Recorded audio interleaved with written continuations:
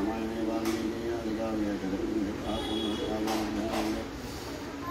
श्रीरामवृत्ताभिषेको नाम अष्टाविंशत्यधिकशतवर्षः यदुत्फलं श्री सपर्वार्ते दोषैव सीतासमेत श्रीरामचन्द्रदेवतार्पणमस्तु। श्रीराम राम रामेति रमे रामे मनोरमे सहस्रनाम तत्तुल्यं रामनाम वरानने। श्रीराम राम रामेति रमे रामे मनोरमे सहस्रनाम तत्तुल्यं रामनाम वरानपरायणे। श्रीराम राम रामेति रमे रामे मनोरमे सहस्रनाम तत्तुल्यं रामनाम वरानने।